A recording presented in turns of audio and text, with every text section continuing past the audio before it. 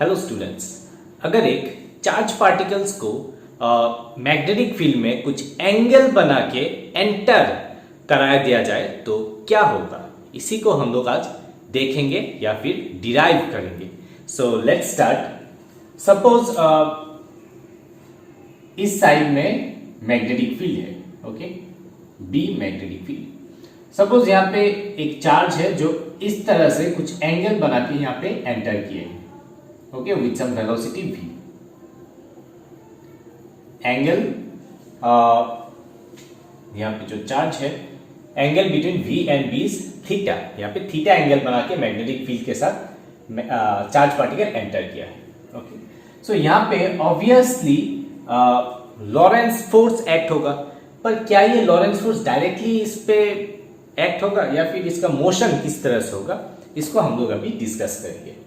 Obviously यहाँ पे Lawrence force act होगा, पर ये जो एंगल बन के यहाँ पे एंटर किया है, सपोज ये प्लस क्यू चार्ज, तो हम लोग इसको वेलोसिटी को दो कंपोनेंट में डिवाइड करते हैं, ओके।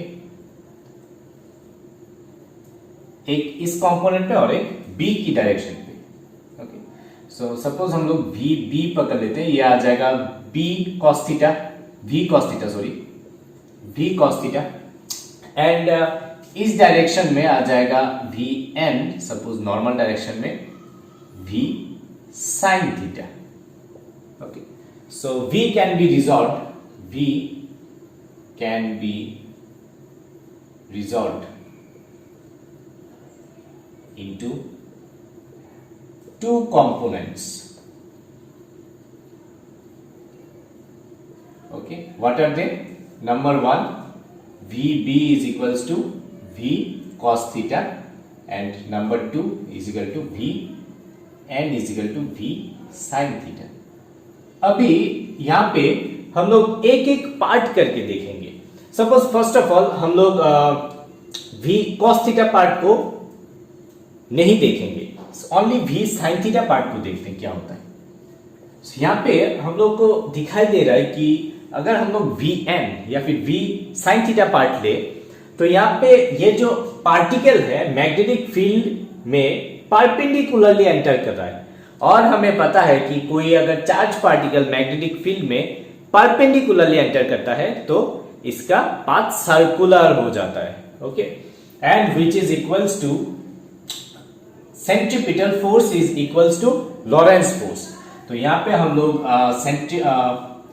F जो होगा यह आ जाएगा mv square vn square by r is equals to b q vn।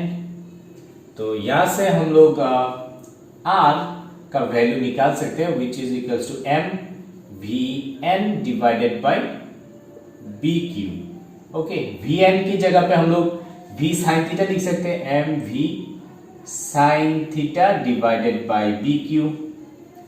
सो ये जो एक्सप्रेशन आ गया, ये आ गया रेडियस का।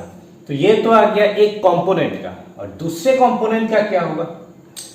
अभी कोई चार्ज पार्टिकल अगर इसी डायरेक्शन में मैग्नेटिक फील्ड के डायरेक्शन में एंटर करे तो क्या होगा। अगर कोई पार्टिकल मैग्नेटिक फील्ड के डायरेक्शन में एंटर करता है तो इसके ऊपर जीरो फोर्स एक्ट होता है, ओके। जीरो फोर्स क्यों एक्ट होता है? बिकॉज हम लोग को पता है F is equals to Q V cross B, okay. तो V और इसको हम लोग लिख सकते हैं Q V B sign theta, okay. तो V और B के बीच एंगल कितना बन रहा है? 0 डिग्री। तो साइन 0 कितना आ जाएगा? 0। तो इस तरफ कोई फोर्स ही नहीं एक्ट होगा। दैट मीन्स जो वेलोसिटी लेके एंटर किया उसी वेलोसिटी के साथ बी की डायरेक्शन में प्रोसीड करेगा पार्टिकल, या फिर चलता रहेगा पार्टिकल। तो यहां पे हम लोग दोनों कंपोनेंट को एक साथ अगर हम करेंगे तो क्या होगा, v sin थीटा के लिए सर्कुलर पाथ हो रहा है और v cos थीटा के लिए सीधा जा रहा है। तो एक साथ अगर हम करेंगे तो इसका ट्रेजेक्टरी या फिर पाथ कुछ इस तरह से निकलेगा।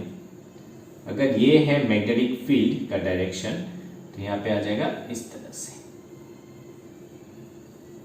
ओके। इस डायरेक्शन में आ जाएगा और इस पाथ को हम बोलेंगे helical path, helical path, okay, या फिर हेलिक्स हम लोग बोलेंगे। और दो कंसेक्यूटिव पाथ के बीच का गैप को हम लोग बोलेंगे पिच, ओके। सो यहाँ पे ओमेगा आ जाएगा। टाइम पीरियड भी हम लोग सिंपली निकाल सकते हैं, जो पहले के वीडियो में हम लोग पढ़े थे कि टाइम पीरियड या फिर साइक्लोट्रॉन फ्रीक्वेंसी किस तरह से निकलता है, तो ये आ गया। तो अगर हम पिच का वैल्यू निकाले, पिच मीन्स एक डिस्टेंस होता है, तो डिस्टेंस इज इक्वल टू ये वेलोसिटी, कौन सा पार्ट आएगा, V B part multiplied by T, okay. T means क्या आ जाएगा, यहां से अगर हम टाइम पीरियड निकाले तो टाइम पीरियड आ जाएगा, यहाँ पे एक छोटा सा कैलकुलेट करते हैं, आ जाएगा circumference 2 pi R divided by V, और आर बाई वी क्या आ जाएगा, आर बाई वी आ जाएगा 2 pi M by B Q.